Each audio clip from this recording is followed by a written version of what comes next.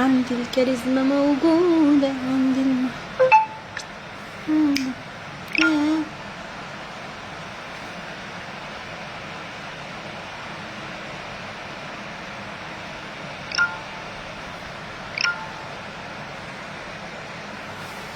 الناس اللي معايا في الشتات شيروا.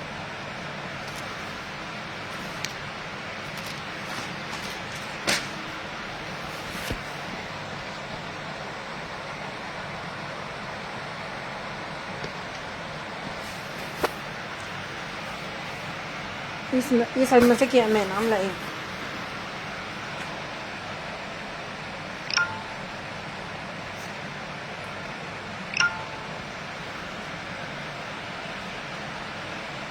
يلا عشان اشغل لكم المكالمه اللي هم بيتاجروا بيها اليان، ونحللها حته حته ونرد عليها حته حته.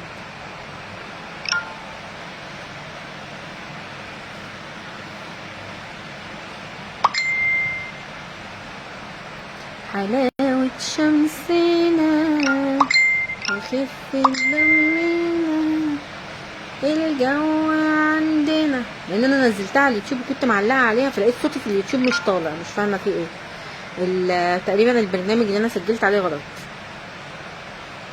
قلت لا بقى،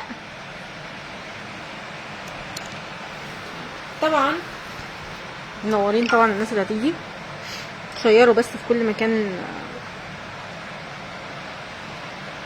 مساء الفل يا مون.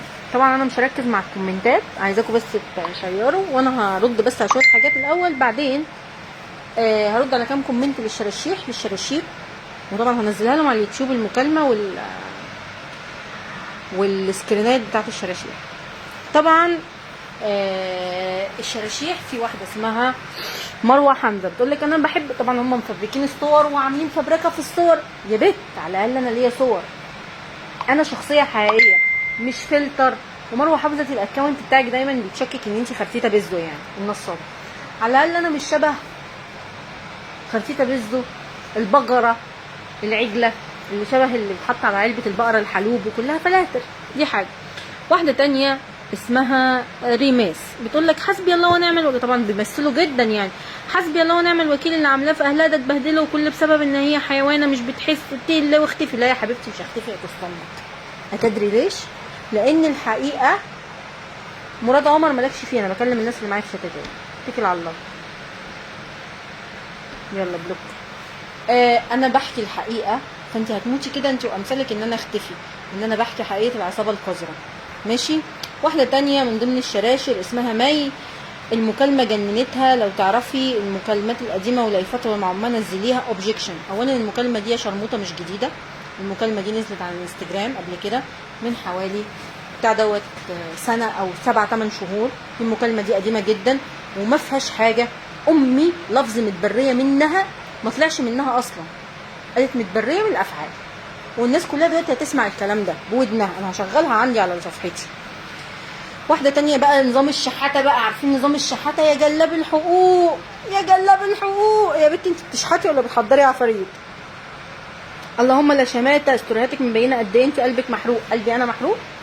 معرفتوش انتوا الناس اللي في الغربه، انتوا يمكن ما اتغربتوش ولا عندكم حد اتغرب ولا عرفتوا حاجه عن الناس اللي بتغترب. الناس اللي بتغترب كده كده بتبقى بعيده عن الحياه مع اي حد من اهلها، كده كده الحوارات بتاعتكم دي ما بتفرقش معايا، لان انا زي ما امي قالت في المكالمه دي، لا انا بعرف عنهم حاجه ولا هم بيعرفوا عني حاجه بحكم البعد. فهزعل ليه؟ هتضايق من ايه؟ هي غلطت في ايه في المكالمه؟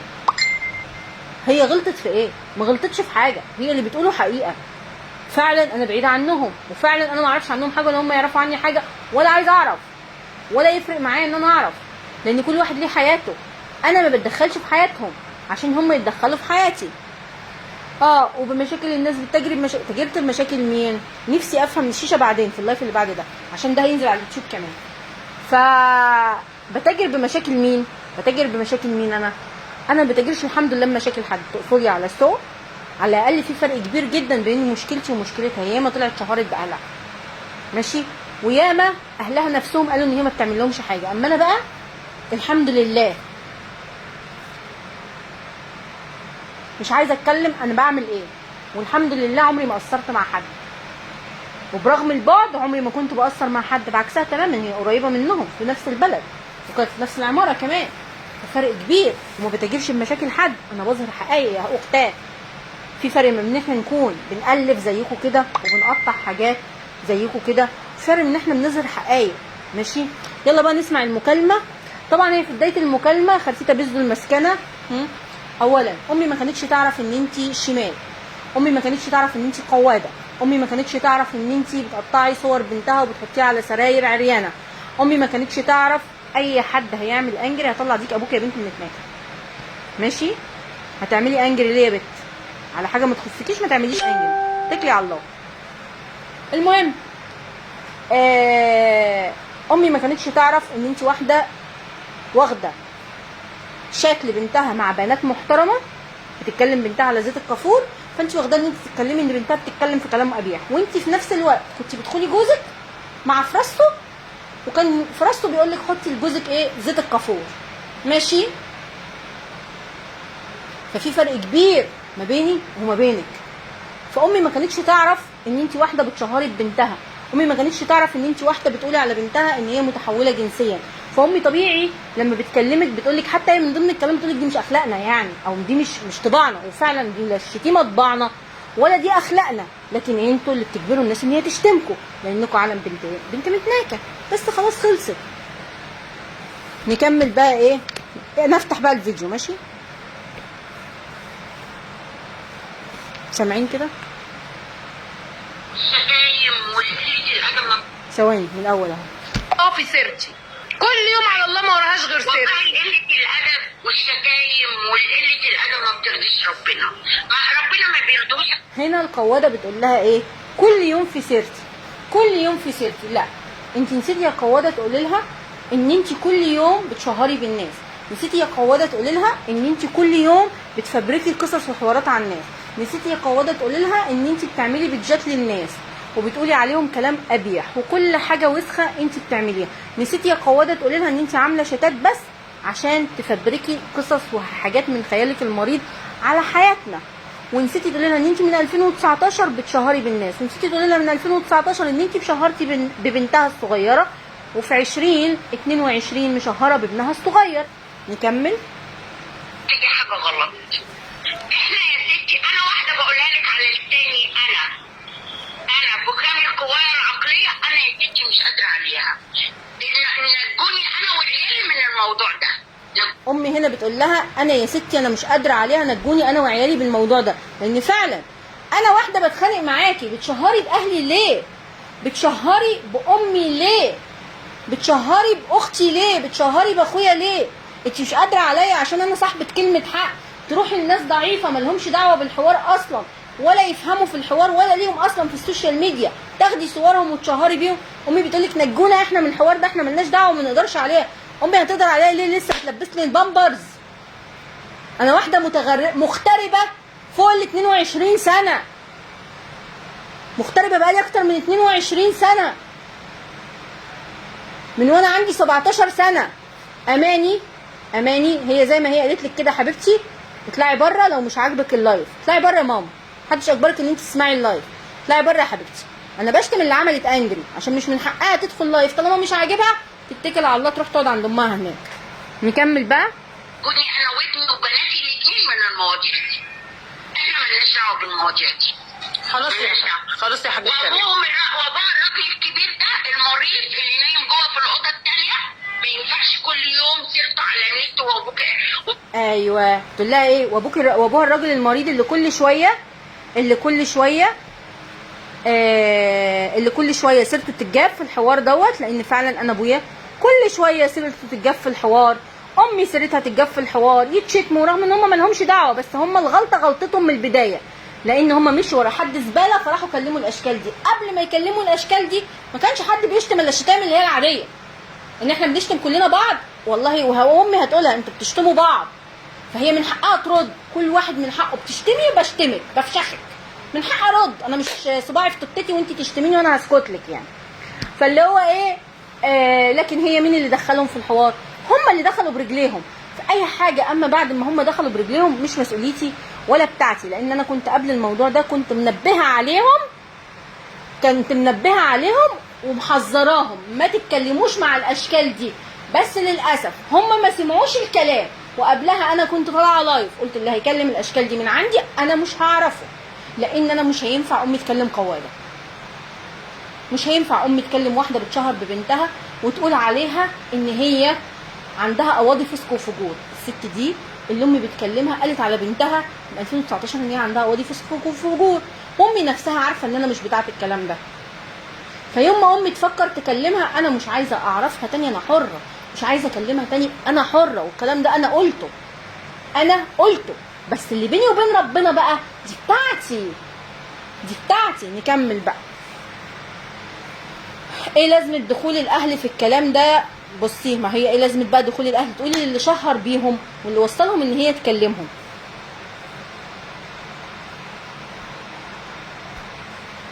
نكمل. اعتبروا ان اللي بتتكلم عليهم دول ناس مش موجودين، هي مش موجوده في حياتهم، ما تعرفش عننا حاجه ولا احنا نعرف عنها حاجه. اهي امي بتقول ايه؟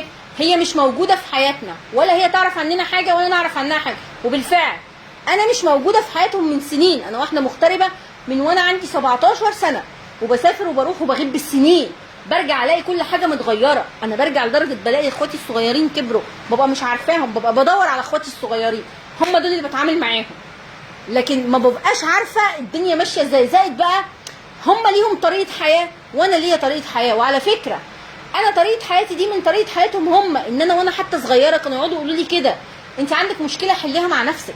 فطبيعي ان هم مش بعد العمر ده كله هجري اقول لهم تعالوا الحقوني حلوا لي مشاكلي، او يجوا يقولوا لي بس كده كوخي حبيبتي مالكيش دعوه باللي بيشهروا بيكي، واحده اتكلمت في شرفك ما تدعكيش كوست امها. لا هدعكك يا ختابي، والله ما حد هيحلك مني غير السجن، وقلتها لك السجن او تفضل حياتك كده ايه، لف بينا يا دنيا مطوحينا يا دنيا كده. كفايه يا رانيا انك بتقولي ان امي تتكلمي عليها باحترام، مش تغلطي فيها وتخلي الناس تغلط فيها زي اي واحده كده. لا طبعا انا مش هسمح لحد ان هو يغلط فيها، برغم ان في ناس عندهم الحته دي وهم عندهم حق فيها، ان مفيش ام تكلم اعداء عيالها، مفيش ام تكلم اعداء عيالها، خاصه ان عدو ابنك ده انت عارفه ان هو سب عرضه واتكلم عليه كلام وحش. المفروض ان الام ما تعملش حركه زي كده طالما ابنك ما كانش بيأثر معاكي.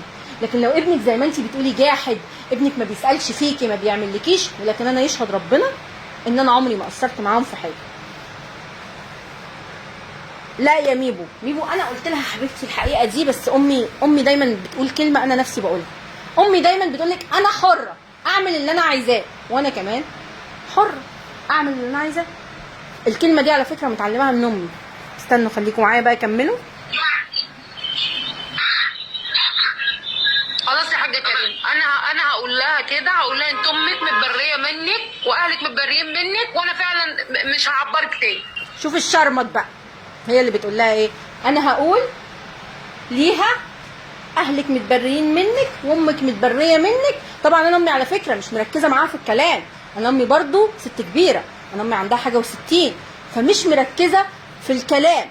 فهي شوف بتقول لها ايه؟ انا هقول لها امك متبريه منك وانا مش عارفه ايه، وانا مش هجيب سيرتك تاني. لا جبت سيرتي تاني وتالت بعدها وشهرتي بيا، وزايده فتح الله ان انت تقعدي تشهري بيا وتزقي البسكليته شويه وتزقي مش عارفه سميحه شويه وتزقي وكنت بتزقي عليهم ناس وتديهم ارقام تليفوناتهم اللي هم بايديهم ادوها لك يكلموكي منها، فانت وزعتيها لهم. هم للاسف شافوكي بس بعد فوات الاوان، وبعد ما فقدوا حاجات كتير. من ضمنهم فقدوا ان هم عارفين ومتاكدين ان عندهم بنت اسمها رانيا، البنت دي لا اللايف ده ما يدنيش، هيدني في ايه؟ ان عندهم بنت اسمها رانيا لما بتقول كلمه ما بترجعش فيها، ولما محبه شخص بتتشال من قلبها بتتشال للابد، ما بترجعش تاني، لانها بتفضل تدي تدي تدي تدي، بس يوم لما بتقول خلاص انتهينا. والله قولي لها اللي انت عايزه تقوليه، قولي لبنتي ايه اللي يعجبك، بس من فضلكم يا ريت لا تجيبوا سيره البنتين ولا سيره الولد. احنا عمالين نتشتم بقالنا شهرين ثلاثه والواحد ما اتحركش. اهم بيردوا شتايم بشتايم، كل واحد بيدي ناره بناره، لكن ان انتوا تجيبوا سيره الولد. اهي امي بتقول لها يعني ما تشهريش زي ما بتعملي يا خالتيتا يا بزو، ما تشهريش بالولد، ما تشهريش بالبنت، ما تشهريش باخواتها. امي بتقول لها ايه؟ يعني ما تشهريش باخواتها، انتوا بتشتموا بعضيكوا فعادي، هي بتشتمك وانت بتشتمها عادي، لكن انت يا خالتيتا يا بزو بتعملي ايه؟ بتشهري بالناس، بتقلعيهم ملط وتحطيهم على سراير، بتعملي فيهم اللي انت بتعمليه، القذاره اللي انت بتعمليها بتعمليها فيهم. زي كده لما انت عامله لي اكونتات حطاني على سراير وسخه، زي ما انت بتعملي في حياتك، زي ما انت بتفبركي لي شتات مع رجاله، زي ما انت كنت بتتكلمي مع افراس في الوساخه، زي ما كده نصحى من النوم ولا نبقى خارجين بره نبص الاقي انا وجوزي جوه شات 6 وانت اللي داخلاه، انت الاوساخ اللي معاكي. ها؟ ما هو في مثل بيقول لك ايه؟ الاحبه تلهيك وتجيب اللي فيها فيك. امي شوفي هنا عندها حق، بتقول لك ايه؟ بتقول لك يعني انتوا المفروض بتتشتموا او بتشتموا بعضيكوا او بتتخانقوا مع بعضيكوا، احنا داخلنا ايه؟ احنا ذنبنا ايه؟ تشهري باخويا ليه؟ اخويا وكمان خطيبه اخويا اللي هي اصلا بره الحوار اساسا، يعني انا ساعتها اخويا كان لسه خاطب، فهي حطت صور اخويا وانا عندي الشات اللي كانوا بيتفقوا فيه على اخويا، وبرغم كده انا منزلتوش. يعني انا عندي الشات اللي هم كانوا بيتفقوا فيه على التشهير باخويا خالتيتا بزو واعوانها الاوساخ، وما نزلتوش على فكره، لان انا متسرب لي كل الشتات، بس الشات ده انا ما رضيتش انزله احتراما، لان ان اخويا ملوش في الحوار ده وملوش ذنب. اخويا اصلا يا جدعان الاكونت بتاعه انا ما اعرفش هم جابوه منين. الاكونت بتاع اخويا انا اصلا كنت عامله بلوكات لماما ولاخويا من الاكونتات بتاعتهم، ونفس الكلام اختي الصغيره مش بدخلهم عندي صفحتي، لان انا صفحتي صفحه عامه فيها ناس من قرايبي بس عندهم عادي المواضيع شايفين وعادي وجدا وفاهمين وعارفين ان كل واحد بياخد حقه بطريقته. بالنسبه لاهلي بقى امي واخواتي والكلام ده ما كنتش حطاهم عندي، برضو فضلت عندي علامات استفهام، هو مين اللي وصلهم باكونت اخويا ان هم يشهروا باخويا وصوره من جوه الاكونت بتاع اخويا، والصوره دي اصلا ما كانتش على الاكونت اخويا، ده كانت صوره قديمه معنى كده ان الحوار من بدري بره عني وبريئه انا من فكره ان هم شهروا باخويا دي، ان الاكونت يكون اتاخد من عندي. فعشان كده انا الموضوع ده ما بيشغلنيش ولا بيضايقني، لان انا ماليش يد فيه. اليد اللي حشر نفسه في الحوار من البدايه، اللي من 2019 حشر مناخيره في حياتي، وكل ما اطرده من حياتي يرجع يخش جوه حياتي تاني، وكل ما اطرده من حياتي يرجع يخش جوه حياتي تاني. ايوه، شخصيه وسخه وزباله وقاعده بتمثل على امي ان هي الست اللي ايه؟ المحترمه، اللي ما بتشهرش بالناس، اللي ما بتشهرش بالناس في جروبات الخلايجه، اللي ما بتشهرش بالناس في الصفحات، اللي ما بتشهرش بالناس في كل حته. اوبجكشن. نكمل. غلبان اللي يعني ربنا يعينه على اللي هو فيه، ولا الثانيه ولا الثالثه ما ينفعش. هما ما بيجيبوش سيرتكم ولا يعرفوا حاجه. امي بتقول لها على اخويا وعلى اختي الثانيه والثالثه اهو، لا بيجيبوا سيرتكم ولا يعرفوا عنكم حاجه عشان تشهروا بيهم. نكمل. انتوا ليها، انتوا حرين معاها بقى، انتوا حرين مع بعض. امي بتقول المنطق والطبيعي انتوا حرين مع بعض، منكم ليها في مشكله، منكم ليها، وده المنطقي. انت واحده زباله، شهرتي بيا، اتكلمتي عليا، ثبتي في شرفي، اطلع ديك ابوكي وانا مرتاحه. تردي عليا بحقائق، تجيبي لي اللي انا عملته معاكي، مش هتلاقي، هفضل اديكي على قفاكي زي ما انا بعمل فيكي كده. بتقعدي ترمي بلاكي وانا بديكي على قفاكي، ترمي بلاكي وانا اديكي على قفاكي. ليه؟ لان انا ابيض يا ولد، ما عنديش تشهير الحمد لله. ولا مره رفعت لك صوره، ولا مره عملت لك فيديو زي اللي انتوا عاملينه ده واخدينه وحاطين على صوري المتفبركه، ولا مره عملت لكم اي حاجه من الحاجات دي. انا اخري بشير بلاويكي، بشيرها كمان، مش انا اللي ببقى حاطاها، انا بشيرها بس. خلصت. نكمل. احنا اللي تشيتوا ما متحملينش. فين يا حاجه كريمه لما انتوا مالكوش دعوه بيها واخوها مالوش دعوه بيها؟ فين اهل جوزها؟ طيب مين يوقف البغله دي عند اللي هي بتعمله ده؟ والله اهل جوزها لو انتوا تعرفوا رقمه كلموهم، ما عندكم هم بيبقى. شوفوا بقى هنا كمان ايه بتدخل اهل جوزي في الحوار يا اختي، على اساس ان انا جوزي نغه، هيخشوا يقولوا عيب كده، ولا يضربونا مش هيغيروا لنا البامبرز، هيسيبوا البامبرز يعلم في توتتنا. اوبجكشن. نكمل. جوزها ده مغل زيها، بيطلع لايفات يشتم في النسوان. فين اهله؟ المعرسه بتشتم جوزي وبتقول عليه بغل. انا جوزي بغل، على الاقل جوزي انضف انضف انضف من جوزك.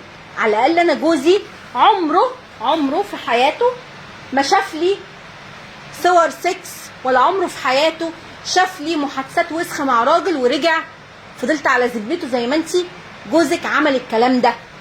ماشي؟ زي ما انتي جوزك يا خرتيته يا بزو عمل الكلام دوت وقعد معاكي عشان خاطر ابنه. تخيل انا جوزي اللي انتي بتقولي عليه بغل ده لو شاف لي محادثه مع راجل بضحك بس ممكن يدفني بالحياه. اصله بيغير عليا، اصله راجل ذكر، اصله بيغير عليا. جوزي انت بتقولي ان هو بيشتم الستات، جوزي عمره في حياته ما طلع شتم حد. انا جوزي يوم ما شتم يا بنتي يا لاب وانتي، جوزي يوم ما شتم يوم ما لقى مراته في شات سكس، لما لقى مراته الست المحترمه انت كست قواده وشمال دخلتيها انت وقضاديشك شات سكس، فطبيعي جوزي يفشخ الواقع، يفشخ الواقع، مش بس يشتمكم ده يدوس عليكم بجزمته. وتقولوا كمان ثواني بس عشان في كومنت عايزه اقراه.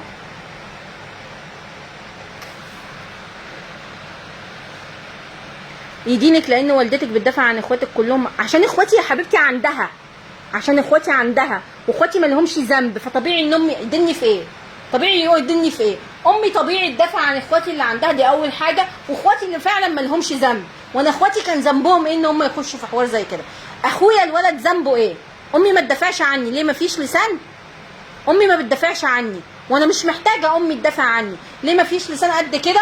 ده انا لساني فرقله، ده انا امي نفسها كانت بتقول لي انت يوم ما الدكتور ولدك سحبك يا حبيبتي من لسانك، ما بسيبش حق انا، فامي تدافع عني ليه؟ امي غلطت، بس غلط امي مش فكره ان هي ما بتدافعش عني. امي الغلطه الوحيده اللي غلطتها ان هي افتكرت ان دي بني ادميه، ما تعرفش ان هي قواده، ما تعرفش ان هي زباله. فامي الغلطه الوحيده ان هي مشيت ورا زباله فكلمت الزباله، فوقعت نفسها في الغلطه دي. دي غلطه امي. اما حته ان امي تدافع عني، لا انا مش عيله صغيره امي تدافع عني، وامي ست كبيره مش عايزاها تدافع عني، امي ست عيانه، امي مريضه كانسر مش عايزاها تدافع عني ولا عايزاها تشغل حياتها بيا. انا يوم ما كان عندي مشكله هنا كانوا بيعيطوا وبيتحايلوا على جوزي عشان اكلمهم، وانا جوه مشكلتي وانا رفضت اكلمهم. عايزين يعرفوا مني انا عندي مشكله شكلها عامل ازاي، وانا رفضت اكلمهم الا لما خلصت مشكلتي. انا طبيعتي كده، ما بحشرش حد في مشكلتي. وبقى جوزي يتواصل معايا يقول لي يا رانيا كلميهم طمنيهم طيب عليك، اقول له طمنهم انت عليا، انا ما بحبش يسمعوا صوتي وحاسين ان انا متضايقه او فيا حاجه مش عايزه اكلمهم. وفعلا ما كلمتهمش الا بعد ما خلصت حواري. وامي قعدت تعاتبني، قلت لها انت عارفه طبعي، انت عارفه انا مش هقبل ان انا اكلمك وانا زعلانه فتزعلي عليا، وانا مكسوره فيجرالك حاجه، لازم اكلمك وانا قويه. ووقتها ابويا كان في المستشفى على فكره، يعني انا لما حصل معايا الحوار ده حصل معايا وانا ابويا في المستشفى. فهتصل بيكم اقول لكم انا فيا مشكله ازاي، انا ما اتعودتش على كده. دخلت مشكلتي وخرجت منها وحلتها وهم ما كانوش يعرفوا ايه القصه مني. انا جوزي كان بيتحايل عليا اتواصل معاهم ويقول لي عشان خاطري اتصلي طمنيهم، اقول له لا معلش، انت لما هتتصل بيهم وتتكلم معاهم انت لا انت هتعيط ولا هتبقى صعبان عليك نفسك، لان انا فعلا لما اتظلمت في الحوار ده كنت صعبان عليا نفسي جدا. فطبعا اما هكلمهم هم اهلي، ممكن اعيط، ممكن انهار، ممكن اتضايق فضايقهم. طب وانا ليه اجيب لاهلي مشكله؟ وليه اضايق ابويا العيان؟ وليه اضايق امي؟ ودي قصتي معاهم. فامي غلطتها الوحيده ان هي كلمت واحده زي كده، لكن امي انا مش عايزاها تدافع عني. انا بعرف ادافع عن نفسي كويس قوي وبجيب اي حد تحت رجلي، مش فارقه معايا قصه ان امي تدافع عني. نكمل. اهله هيعملوا له ايه بقى اخر؟ يعني هم اهله بيشوفوا الشريفات دي اكيد بيشوفوه. هو انتوا ليه حاطين الحمد على الاهل؟ الاهل شوفوا هنا بتقول لها اهلها بتقول لها على اهل جوزي، قصدي اهله اكيد شايفين، مفيش حد اهله مش شايفين، ومفيش حد اهله مش بيبقوا عارفين ان ابنهم بدماغه. انتوا ليه حاطين الحمل على الاهل؟ صحيح هم الاهل ذنبهم ايه؟ لا هم مش حاطين الحمل على الاهل يا ماما، هم بيشهروا بالاهالي كاسلوب ضغط من الضغط. لا يا حبيبتي قواده، لما تعرض الناس في جروبات خليجيين تبقى قواده يا حبيبتي، لما تحطنا في شتات سكس تبقى قواده، لما يبقى الشات بتاعها الاخير الجديد ده واحده داخله تحكي ان في واحده داخله لها مش عارفه تعمل معاها ايه تبقى قواده.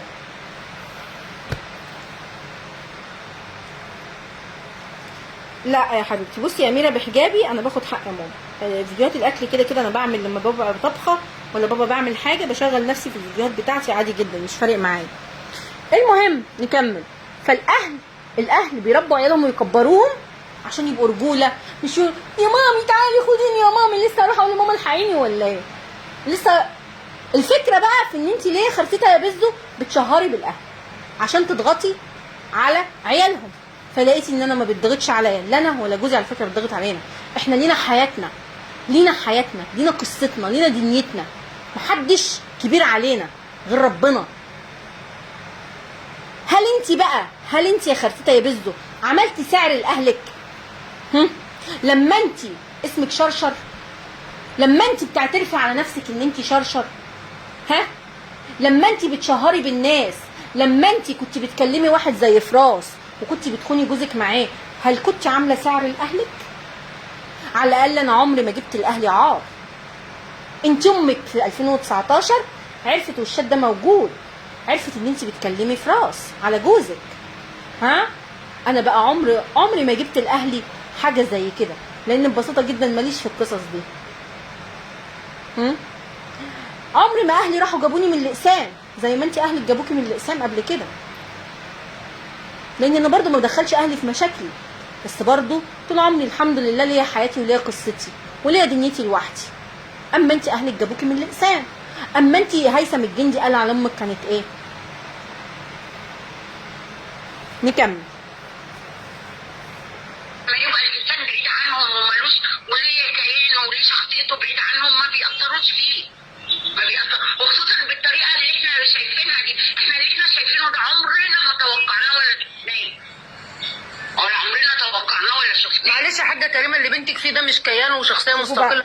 شوفوا بقى بتقول لها ايه ماما، بتقول لها اللي احنا شايفينه ده عمرنا ما شفناه ولا توقعناه. ليه؟ دايما انا بقول لكم احنا ناس محترمه، ما عندناش الكلام ده ولا عندنا القصص دي.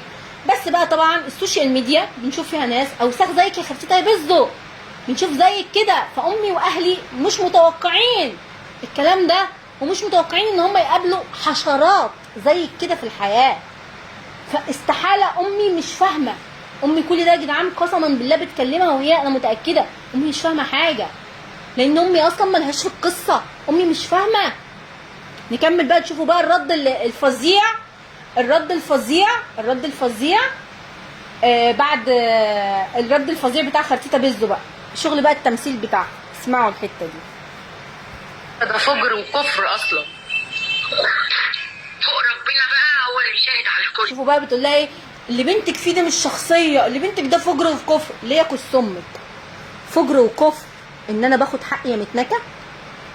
فجر وكفر ان انت شهرتي بيا يا زباله واتكلمتي عليا وثبتي في عرضي وشرفي وانا باخد حقي؟ ليه؟ انت هتعدلي على ربنا يا زباله؟ الكفر يا زباله الخروج عن المله والخروج عن الدين. شفتي انت هنا برضو ايه؟ ده انت هنا داخله في ازدراء اديان، بتقولي على واحده مسلمه موحده بالله بتاخد حقها زي ما الدين الاسلامي قال لها العين بالعين والسن بالسن والبدي اظلم ولكم في القصاص حياه يا اولي الالباب. القران بتاعي يا بت، القران بتاعي يا بزو وديني يا بزو قال لي ان انا لما واحده زيك تتكلم عليا تسب في شرفي، لما واحده زيك تحاربني في حياتي وتحارب الناس في اكل عيشها، لا يا حبيبتي في حاجه اسمها القصاص، في حاجه اسمها القصاص. ولما تقولي على واحده مسلمه موحده بالله كافره، انت مين؟ انت اذا كان انت واحده بتشهري بالناس، انت واحده مريضه بتشهري بالناس، واحده بتشهري بالناس في اعراضها، انت واحده بتشهري بالناس في اكل عيشها، انت واحده بتتكلمي عن الناس في اكل عيشهم، واحده بتوقعي اكل العيش بتاع الناس. ده اللي بعينه اللي اتقال عليه كده. فانت بتقولي اي كلام في تبتة علام ولا بتهري وخلاص؟ نكمل. ده جحود وقله ادب وكفر.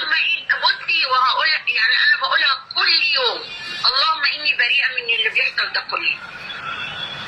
انا ماليش جحود ليه؟ كنت انت يا خرتيته يا بزو من بقيه اهلي؟ ولا انت يا وليه عايزانا تشهري بينا واحنا نقول لك ايه؟ سمعا وطاعه، سمعا وطاعه يا قواده. لا يا قواده، مش كل الناس يا قواده بيجروا يعتذروا لواحده قواده زيك عشان هم شبهها.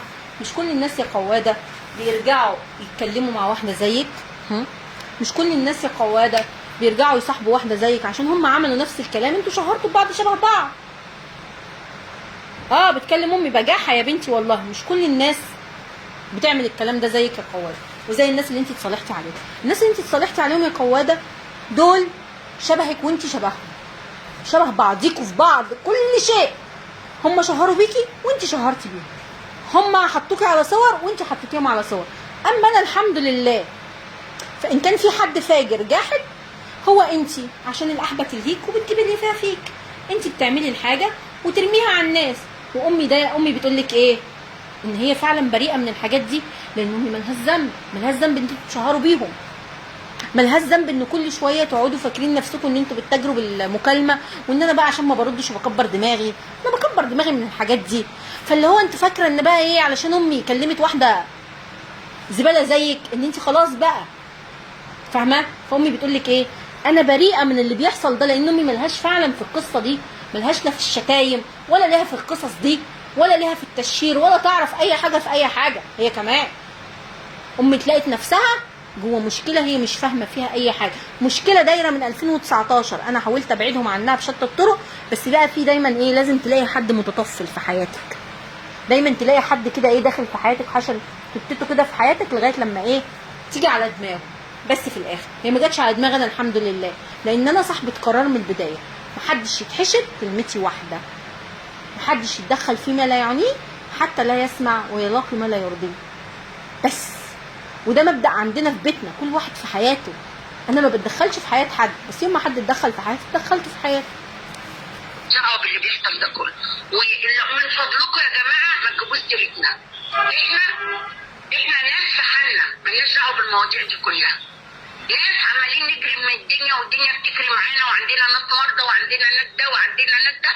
كل واحد واحنا يا حاجه كريمه واحنا ناس في حالنا وبنجري في الدنيا زي. شوفوا هنا ماما بتقول لها ايه؟ ما تجيبوش.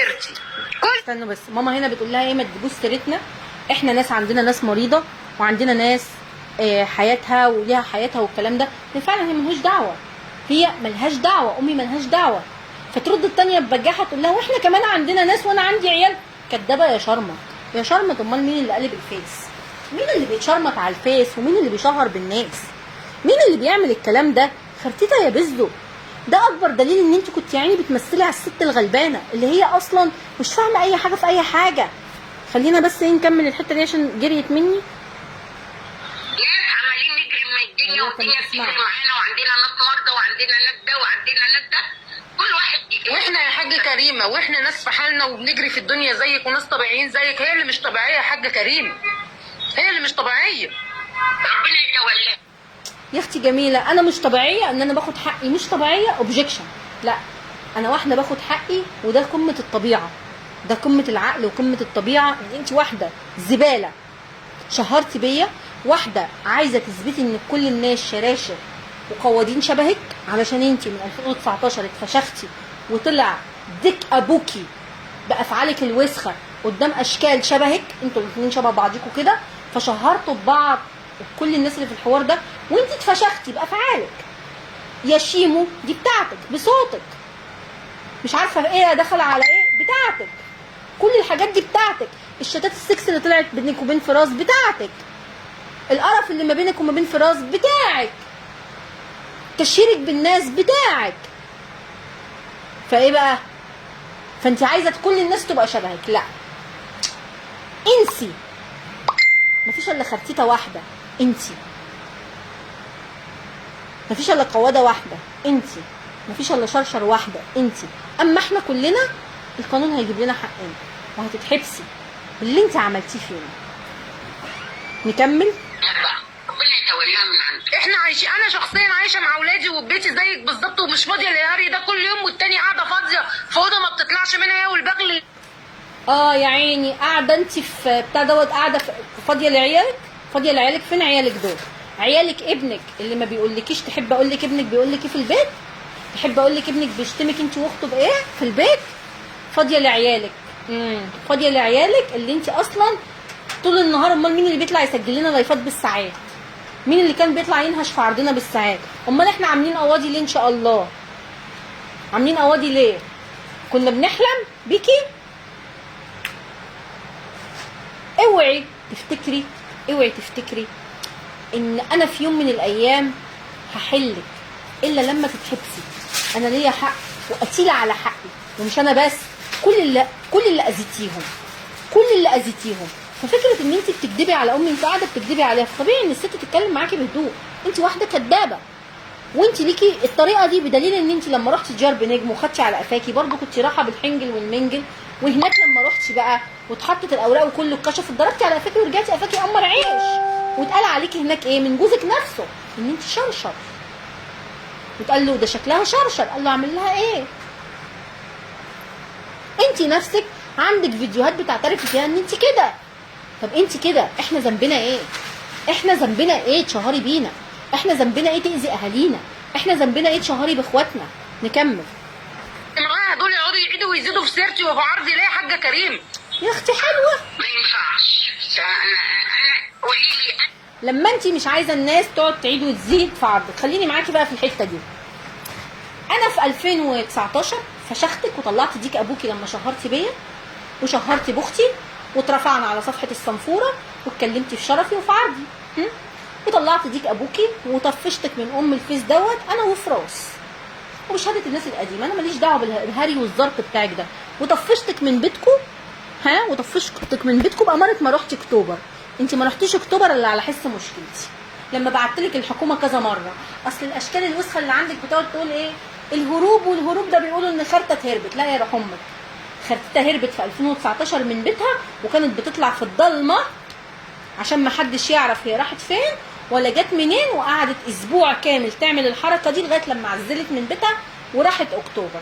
وصفحه توضيح الحقيقه منزله قبل كده وهي بتبيع التكييف في اكتوبر، لما انا برضو اللي مشيتك من بيتك ومشيتك من الفيس. طبعا الاشكال اللي كانوا بيتخانقوا معاكي قبلها ما قدروش يعملوا كده لان عملتوا شبه بعض، وانا برضو في 2019 وضحت الحقيقه بنفس الطريقه دي، شغل حاجتك وبوضح وبرد عليكي.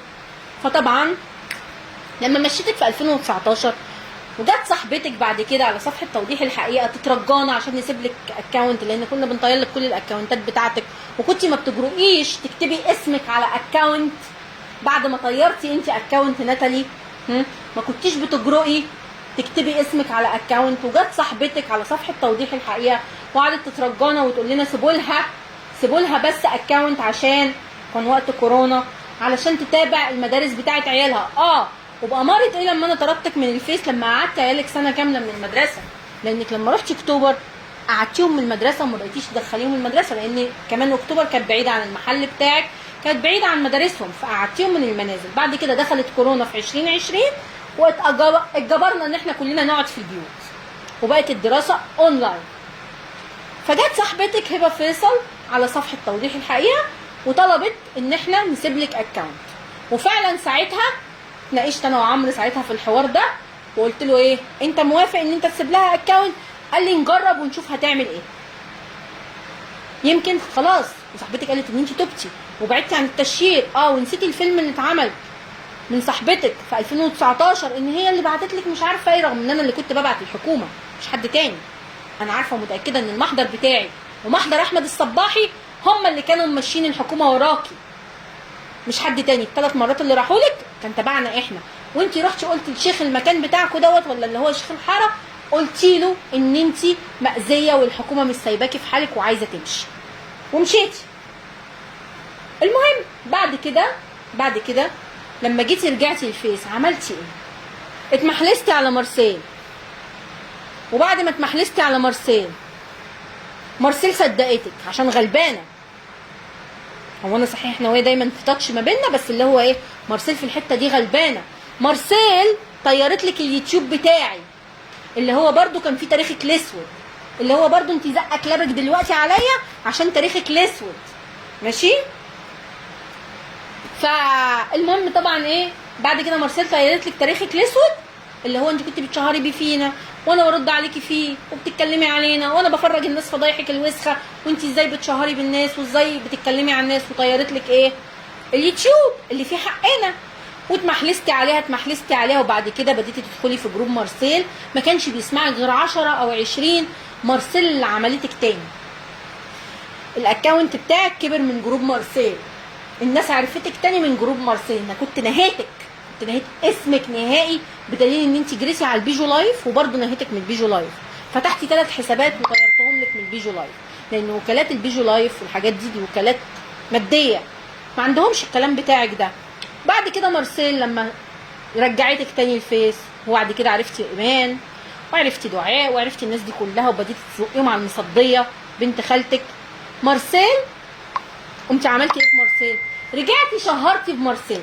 لما انت عايزه الناس تنسى فضايحك، لما انت عايزه الناس تنسى وسختك، لما انت عايزه الناس تنسى تشهيرك بيها، لما انت عايزه الناس تنسى قذارتك، شهرتي بمارسيل ليه؟ شهرتي بمارسيل ليه؟ شهرتي بمارسيل ليه؟ وبعد كده رجعتي شهرتي بالبنات ليه؟ بعد كده رجعت ريما لعادتها القديمه ليه؟ لما انت شايفه ان افعالك الوسخه اللي قاعدالك اهركي قوي كده، رجعتي شهرتي بالبنات ليه؟ لما انا رجعت تاني الفيس وبنبهك ان انا رجعت، وانت عارفه انا لما برجع بعمل ايه فيكي، انت وغيرك، وانت عارفه ان انا ورايا ناس، انت عارفه ان انا مش لوحدي يا جوز امك، انت عارفه ان انا ورايا الناس اللي انت اذيتيهم كلهم، وانت عارفه كده كويس قوي، سواء اذيتيهم في الحاضر او اذيتيهم في الماضي، وعارفه انا بعرف اعمل فيكي ايه كويس قوي. ليه رجعتي تشهري بيا تاني وتشهري بالناس كلها لما انت فعلا الموضوع اذيكي يعني؟ لكن انت الموضوع مش اذيكي، انت الموضوع مش اذيكي بدليل ان انت بتاذي الناس. الموضوع مش اذيكي، انت واخده الموضوع ده عشان تشهري بيه، شهره، والحقوني ادوني فلوس، يلا لم تبرعات يلا. فانت يا وليه، انت يا وليه كل الحاجات اللي انت عملتيها لفه ورجعالك، وانا مرايه افعالك اللي لفه ورجعالك، اللي ماليش ملكه لان سكتي سالكه يعني. نكمل بقى بقيه الحته اللي جايه دي مهمه جدا. انا في ايدي ايه اعمله؟ انا يا ستي واحده عاجزه مش قادره اعمل حاجه. هتعملي ايه انت وانت قلتي لي انا اتبريت منها؟ خلاص انا هسمع ايه تاني اكتر من اللي انت بتقوليه؟ انا متبريه من اللي بيحصل ده كله.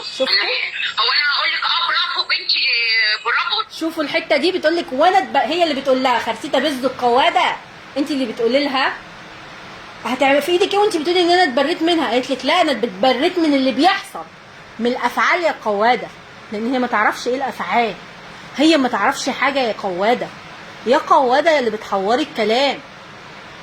نكمل بقى بقيه الحته دي وهنعيدها تاني. لا انا ما عنديش كلام، واحده بتصلي واحده حاجه بيت الله وعامله عمره بدل المره 2. انا ما بحبش قله الادب دي ولا ليا فيها. شفت امي بتقول ايه؟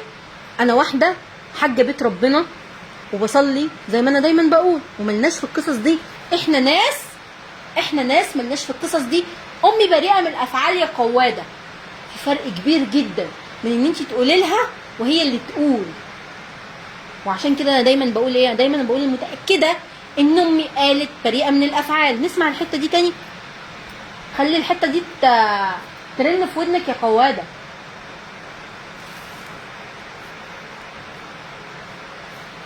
دول يقعدوا يعيدوا ويزيدوا في سيرتي وفي عرضي ليه يا حاجه كريم؟ ما ينفعش. انا قولي لي انا في ايدي ايه اعمله؟ انا يا ستي واحده عاجزه مش قادره اعمل حاجه. هتعملي ايه انت وانت قلتي لي انا اتبريت منها؟ خلاص انا هسمع ايه تاني اكتر من اللي انت بتقوليه؟ انا متبريه من اللي بيحصل ده كله. هو انا هقول لك برافو بنتي، برافو؟ لا انا ما عنديش كلام. واحده بتصلي واحده حاجه بيت الله وعامله عمره بدل المره 2. انا ما بحبش قله الادب دي ولا ليه. شفتي يا خرتيتا يا بزو بتقولك بنتي سمعتي رنت في ودنك وانت بتكذبي عليها وبتقولي لها بيجيبوا في شرفي وبيتكلموا في شرفي وبيتكلموا مش عارفه في ايه. شرفك فين يا وليه؟ شرفك ده يا وليه لما تكوني انت محافظه عليه اصلا، مش لما تكوني موزعه شرفك في كل حته شويه، مش لما تكوني كنت بتبعتي لواحد مالكيش دعوه بيه في العراق وبتوسخي سمعه بنات مصر، تبعتي له صورك بالقط وبتدخلي البنات في شتات وبتدخلي البنات في شتات سكس وبتبعتي خلي بالك انا هبعت صفحه فضايح، يا ريت تكلموني عشان هبعت لكم الشتات القديمه بتاعتها اللي كانت بتنزلها، خليها نزلوها عندكم. بتاع ده وتدخلي البنات في شتات وسخه وتقعدوا تتكلموا في كلام وسخ والجروبات بتاعتك تقعدي تنزلي عليها كلام وسخ. ففين شرفك يا وليه؟ اللي بيحافظ على شرفه يا وليه ما بيهنوش هو، دي حاجه. مش بتكلمي واحد غير جوزك وزي بيقول لك ايه احبط اللي فيك وتجيبي اللي فيها فيك، بتجيبي فينا اللي احنا اللي انت بتعمليه من اللي بيحصل مش منها يا اللي ربنا. ايوه امي متبريه من اللي بيحصل، لان فعلا امي ما تعرفش حاجه، فعلا امي في الحته دي اتظلمت، لان انا برضو على فكره بقى اقول لكم حاجه، انا اول مره اسمع الفيديو ده النهارده. شكرا صفحه شراشير. انا كنت ناويه اديكم المفاجاه دي في الاخر يعني. انا النهارده اول مره اسمع الفيديو ده كامل، اول مره اسمعه كامل. انا يوم ما اتقال ان امي متبريه مني انا اصلا ما كنت سمعت الفيديو ده ولا كان عندي ماشي، وما حبيتش اسمعه، واصحابي يوميها ما رضيوش يجيبوه على الشات، وانا كده ما كنتش بتابع الانستجرام بتاعها وما تسجلش الحته دي ولا جت عندي. وساعتها بعت مع حد من قرايبي سالت، فامي ردت بنفس الرد ده، قالت انا متبريه من الافعال. وانا برضو ساعتها يعتبر ان انا عشان انا دماغي ناشفه وعنيده جدا جدا جدا فقفلت مخي، لان انا فعلا مخي مقفل. فانا اول مره اسمع النهارده الكلام ده، وامي مهما تقول فهي حره، فهي امي، هي مش موجوده في الحوار ده وما تعرفش عنه حاجه، ما تعرفش عنه حاجه. يا كفره، انتوا اللي كفره، لان انتوا بتحاولوا تخشوا ما بين الاهل وبعضيهم، بتحاولوا توقعوا ما بين الاهل وبعضيهم، لانكم زباله. انا متاكده ان كل شرموطه معلقه على الحوار ده وكل واحده معلقه على الحوار ده بقله ادب، انتي ما عندكيش اهل اصلا. زي خرتيتا بيزدو كده، ما دايما بتجيب سيره ابوها، ما بتجيبش سيره امها، عشان امها كانت ايه؟ رقاصه، زي ما هيثم الجندي قال امها كانت ايه؟ فتاحه، زي ما هيثم الجندي قال قبل كده. ابوها سواق توك توك، فعشان كده بقى ماشي. وهيثم الجندي قال كتير،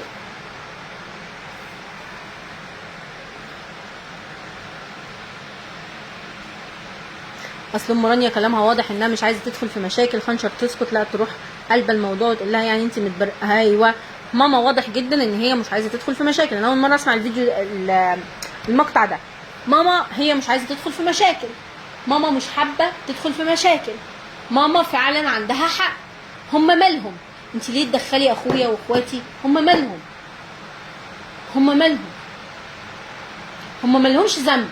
انت واحده شهرتي بيا انا، فانا بروق عليكي انا ذات نفسي بنفسي.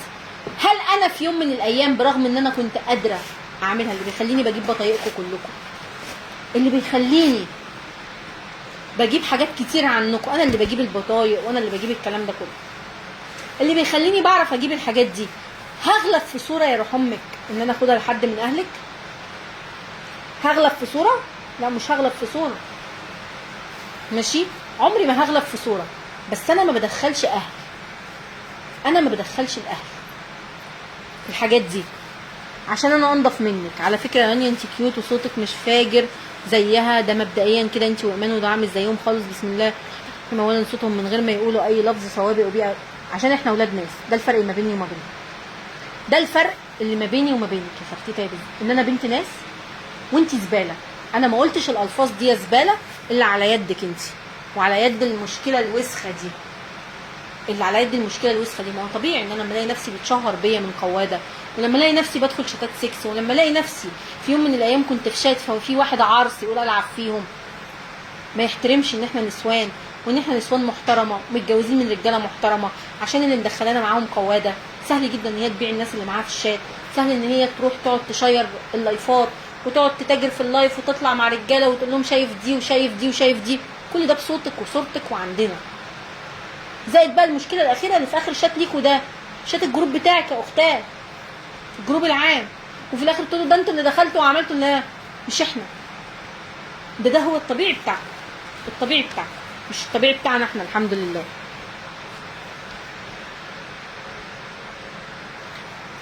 وبعدين يا خنشر دي مامتها راحت جات عمر الام وتكره بنتها والبنت تكره امها.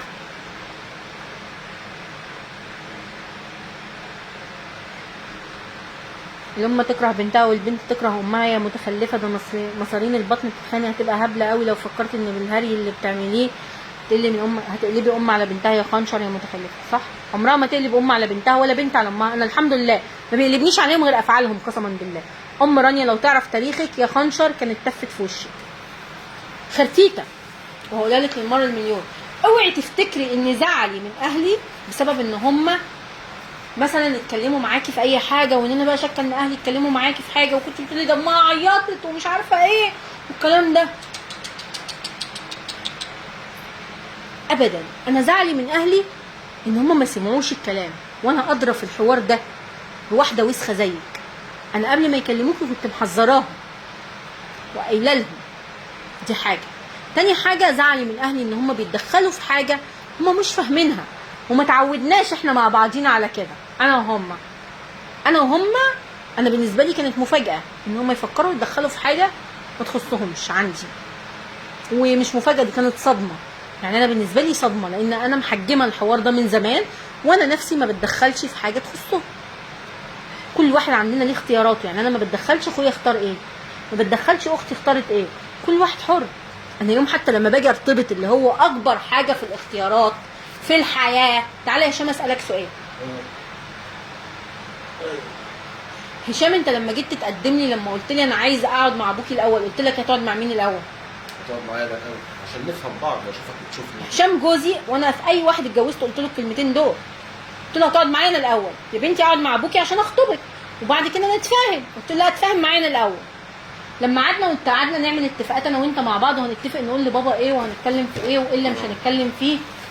قعدت انت كنت مستغرب في الاول ولا لا؟ بقيت تقول لي انا مجوز اخواتي، انت ازاي انت واخده؟ ما انا كنت مستغرب فعلا. كان قاعد مستغرب. قلت له انا واحده متجوز 3 بنات قبل كده. متجوز اخواته هو قبل كده، فكان عارف ان الرجاله هي اللي بتتكلم في الحاجات دي مش الحريم. قلت له لا، بس انا واحده ليا حياتي لوحدي، انا عارفه ايه اللي انا عايزاه، هم مش عارفين دي. وانا قلت لك ساعتها انا مش عايزه ارهق ابويا ولا لا. قلت له انا ما بحبش ارهق ابويا، قلت له انا ما بحبش، انا ابويا راجل كبير في السن، كفايه اخواتي اللي تحتيه، انا الكبيره. والله قعدت معاه دقيقتين كل حاجه. فانا الكبيره، فكل الاتفاقات. تعالى هنا، ما انت رايح فين؟ الاتفاقات كانت في الاول مع مين؟ معايا ولا معاك؟ كانت معاكي في الاول. الاتفاقات كلها كانت معايا انا. قلت لك انا لما انا قلت لك انا بعد كده انا هحكي لهم وانا افهمهم بطريقتي ولا لا؟ لما انت جيت قلت لي انا لسه في مقتبل حياتي وفي 1 2 3 4، قلت لك ايه؟ قلت لي انا هفهمهم كل حاجه. قلت له سيبني مني انا ليهم، عشان هم انت ممكن لما تتكلم معاهم كلمتك تبقى تقيله، فانا لا، انا اللي هقعد واتفاهم معاهم واتكلم معاهم، بعد كده هقول لك ريدي ستيدي جو بس. وفعلا اول قعده ليهم معاهم يعتبر القعده خلصت في دقيقتين، لكل حاجه كانت متكلمها معايا وانا حكيت لهم وخلاص. وده طبعي، محدش بيتحشر في حياه حد فينا. نفس الكلام اخويا اكيد عمل كده لما جه يتجوز، هو مختار، هيقولوا له لا على اختياره، هم مالهم؟ هم اللي يعيشوا ولا انا؟ نفس الكلام اختي، اي حد فينا. فتعودنا حياتنا كده، حياتنا كل واحد اختياراته لوحديها، حياته لوحديها.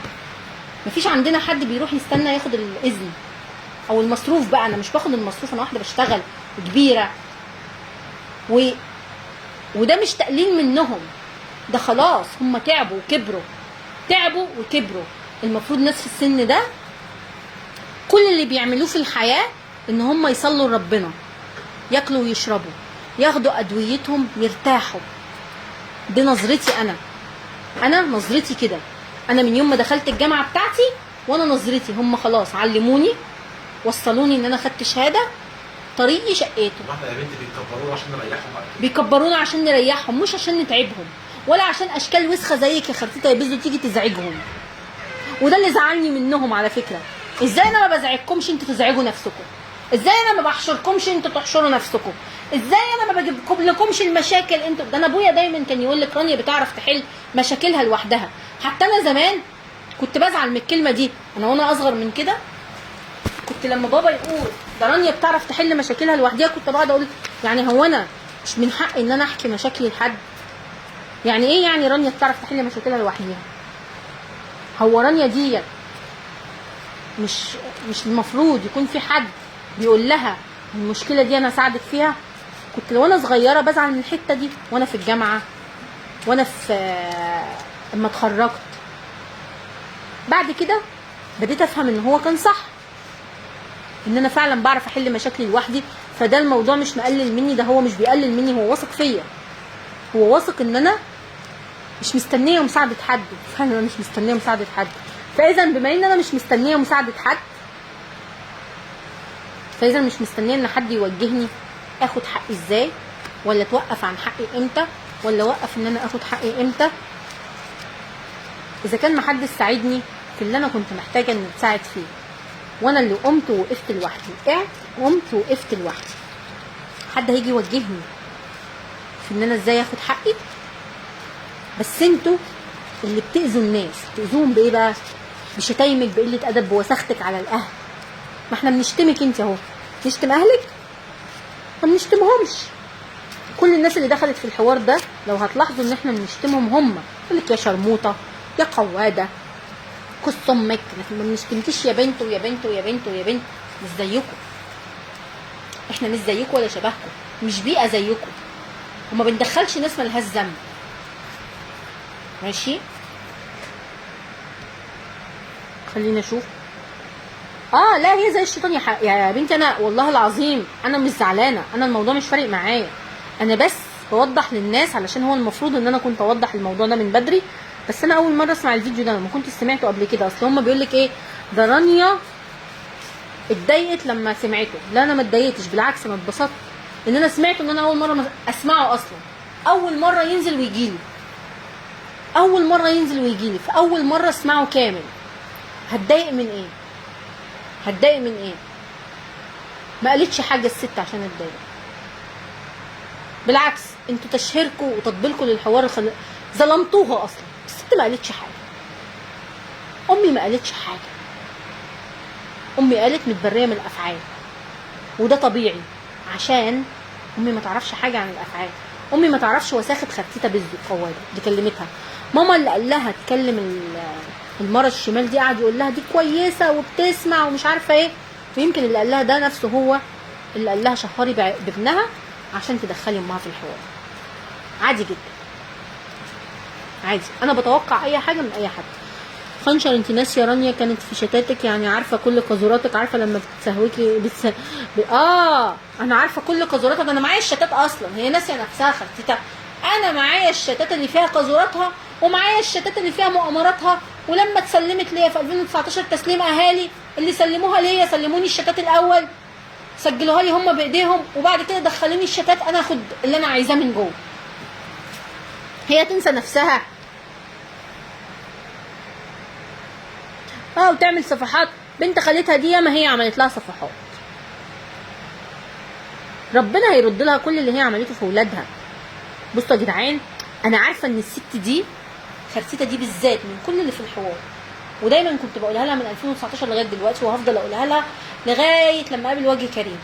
الست دي انتقام ربنا ليها في عيالها، انتقام ربنا ليها، وده الانتقام اللي هيجيب اجالها بقى في عيالها ومن عيالها.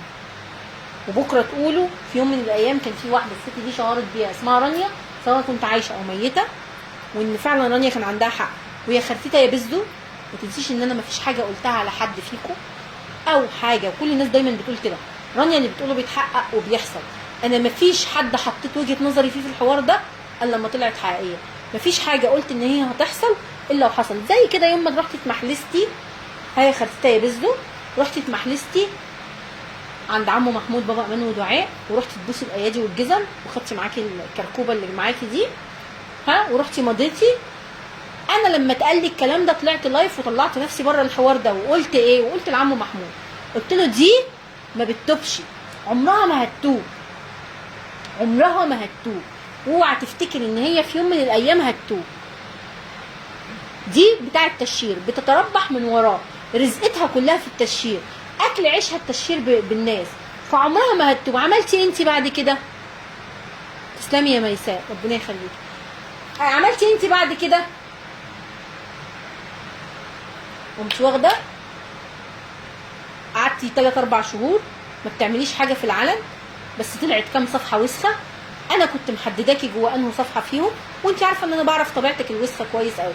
وحتى برضو لما عرضتهم على عمو ما كانش مصدق، وبقى يقول لي خلاص ما تجيبيش سيرتها. قلت له يا عم انا بره عني الكلام ده، انا كده كده عارفه ان الست دي عمرها ما هتتوب، دي يا تتحبس يا تطلع تعترف، الحاجتين اللي يتوبوكي، يا تطلعي تعترفي بكل وسختك وتعتذري عنها وتعترفي بيها حرفيا كل حاجه، كل حاجه، مش الشغل اللي انت عملتيه انت وبنت خالتك نهائي، تعترفي بكل حاجه اتعملت، وايه اللي اتعمل على ايدك وايه اللي ما اتعملش على ايدك. وطبعا انت عارفه ان انا بعرف اللي اتعمل على ايدك من اللي ما اتعملش على ايدك يعني، وبعرف الكلاب اللي انت بتسرحيهم من اللي بيسرحوا في الحوار لوحديهم. المهم، وقلت له يا اما تتحبسي، حاجه من الاثنين، وانت عمرك ما هتطلعي تعترفي علشان هيتمسك عليكي برضه اعترافك، وانت عارفه كده كويس قوي، يبقى ان شاء الله تتحبسي وتدفعي ثمن اخطائك الوسخ.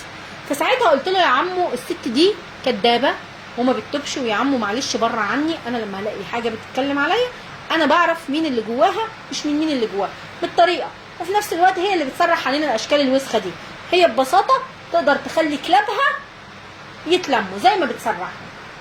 فضلتي لابده في الذره بتاع 4 شهور لغايه لما اتقفشتي جوه ايه، وكنت طبعا ايه جوه الشات جوه الجروبات بتاعتك اللي هي الصغيره دي اللي لما نفس الناس جواها بالاكونتات الفيك، لغايه لما قمتي بقى منزله بوست علني بالاكونت بتاعك جوه جروب فيه 200 واحده، قمت انا واخده البوست كده اديته لدعاء، شايفه يا دعاء اهي، وكنت ساعتها ايه بتحرضي على امان ودعاء والتشهير بيهم.